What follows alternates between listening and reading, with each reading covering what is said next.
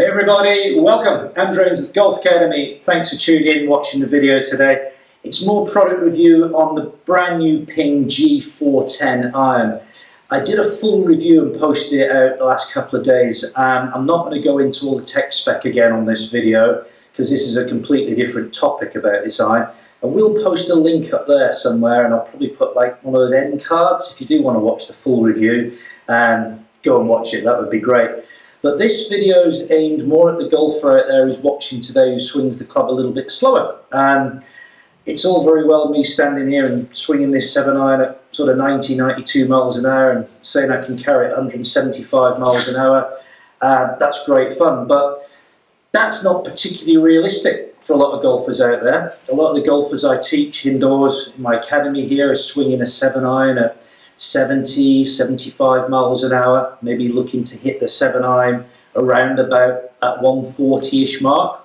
So I thought we'd do a little video today on the G410 and tell you what shafts might work for you and just have a little look in general at what the performance like of the G410 at these more achievable club speeds. So we'll just have a quick look at what Ping is saying on their website. If you haven't been to the Ping website, then I urge you to go and have a look. It's really good, very comprehensive. And just briefly, you know, they're saying what we'd expect to say. They're saying that Ping offers a variety of shaft flex in steel and graphite to meet your needs and performance. Generally, they're saying that the faster the swing, the stiffer and the heavier you want to be in steel. And as the swings are a little bit slower, you want to go for more flex to produce a higher ball flight and really just help the club square up. Generalising a little bit, but if you're using a shaft which is way too stiff, A, you're going to struggle to get launch with it, but you're also going to struggle to get the club squaring up in time. And for a right-handed golfer, if you're using like extra stiff and you should be using regular, you're going to leave the club face wide open, block everything to the right. Consequently, if you're swinging a 7-iron at 95 miles an hour and you're going with a regular graphite, there's a pretty good chance you're going to start turning those over to the left for a right-handed golfer. But this is where the custom fit process kicks in, and I always say this: go and get fitted, don't buy off the shelf, because you're just basically rolling the dice and you don't know if they're going to be right for you. So what I've got here is I've got the Ping G410 7-iron, I've got it in a standard black line, and I've got the new Alta CB shaft, which I just want to bring up for you so that you can have a look at some of the spec here. So Alta CB, the way that Ping work with their shafts is they design this shaft to fit this head. So they feel that for the majority of golfers, this Alta CB graphite will work really well with this head. I think you can also probably get the recoil shaft fitted into this if you wanted to, but for most golfers looking for graphite, if you get the right flex in here, it's going to work really well. So if you look at the regular, we have the soft regular, which is a high launching shaft at 65 grams. Again, generalising, that works really well for club speeds, maybe 70 and below. Fit that to a lot of better lady players or lady golfers who are swinging the club a bit faster and overpower the ladies' standard shaft. Regular is a 72 gram shaft, as you can see, and it's a mid to high launching shaft. Remember that launch is affected by where the kick point is. Again, generalising a little bit, but the higher the kick point, the lower the launch. The lower the kick point, the higher the launch is kind of how it works. And in the stiff, again, 82 grams, a bit heavier, and a mid-launching shaft. And there's this complete myth that graphite is not for good players or for people who swing the club quick. You know, I always go back and tell people about Colin Montgomery. You know, he won 7 or 8 Order of Merit titles he won on the European Tour. Monty was completely dominant for that period of time in his career, and he used graphite, he used Yonex for most of his career, loved the feel of graphite. So don't think that graphite is for when you get to a certain age or you swing the club slowly, because it's not. Graphite can work really well for some golfers. So again, go and give it a try. Anyway, what I'm going to try and do here is do a little recreation. This is where things get, excuse me a second, while we just get rid of that. I'm going to try and recreate a swing speed of mid-70s-ish and I'm going to try and hit a sort of a soft fade. Again, a lot of golfers I teach tend to swing the club a little bit out to in, maybe leave the club a little bit open to the path and develop a little bit of a fade, stroke slice. So I'm going to try and recreate that shot. I can't promise you that that's the shot I'm going to hit.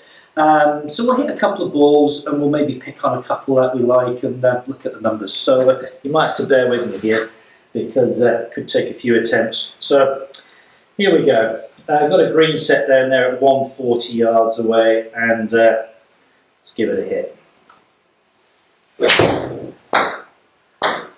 So I've got a little bit of fade on it. Got the ball sort of starting on target and then fading off target. Again, that's a shot that I see a lot of golfers that I try and help hitting. Let's get in there and have a little look. So we've got some performance numbers. Remember, I use a GC2 launch monitor. I don't have what they call HMT, head measurement technology, which is the add-on. Hopefully get one of those this year if we can raid the piggy bank and buy one. And so club speed is slightly underdone. That is saying 72 miles an hour. Ball speed's pretty accurate. It's probably closer to about 75 miles an hour club speed. It's exactly the number we're after, isn't it?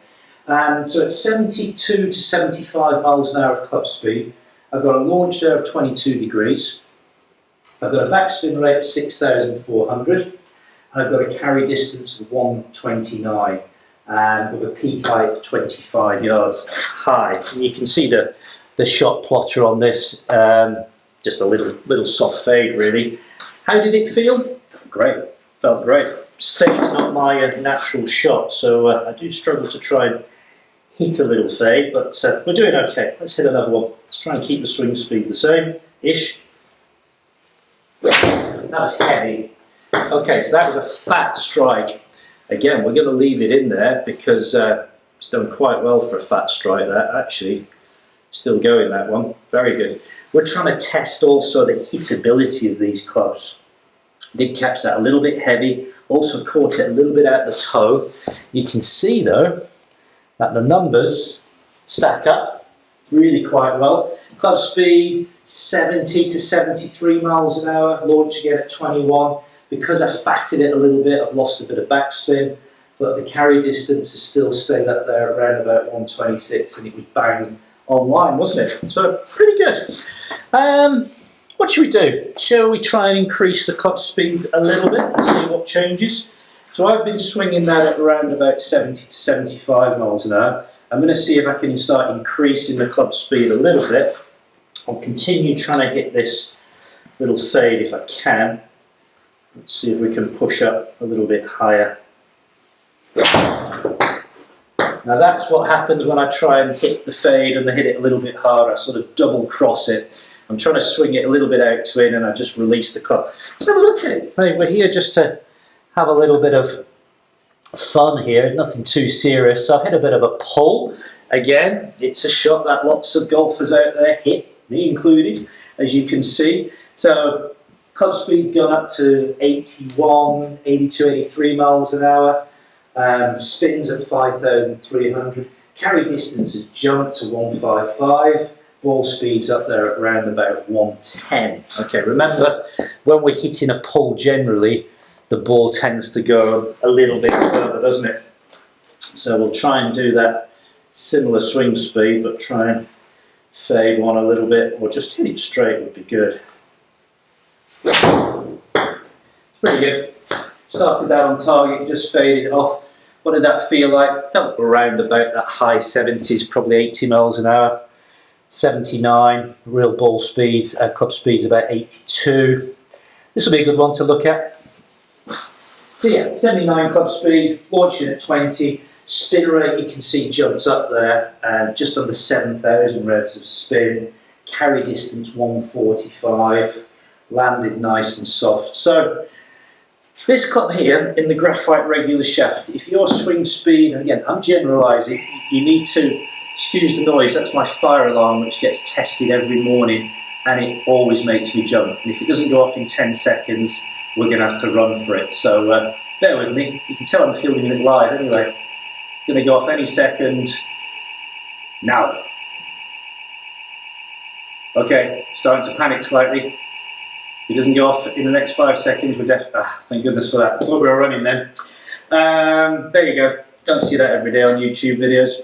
What was I saying? Completely lost my train of thought then. So if your swing speed's somewhere between 70 and 80 miles an hour, and you're looking for potentially a little bit more distance, you're looking for a shaft that maybe feels a little bit softer, maybe you're carrying some sort of injury, bone injury or muscle injury, graphite absorbs shock really well. So that's another advantage of it. Fantastic. So there we go. That's a little insight into how we maybe look at different shafts for different golfers. It's the G410. It was fitted with the Alta CB regular graphite shaft. Price-wise on these, I'm starting to get a few ideas of where these might settle price-wise in the UK. I'm thinking, I don't know for sure yet, that 7 irons, say 4 to pitching wedge or 5 to sandine, in graphite, I think we'll probably be retailing at $799 or somewhere around that mark, maybe a little bit less. Can't see them being more than that, but who knows. The golf market will set a price and we'll go from there. Anyway, enough babble from me. I'm sure you folks have got plenty of other things to do rather than watch these videos. Click on that subscribe button, give it a thumbs up if you would, and I'll be back soon. Thanks for watching.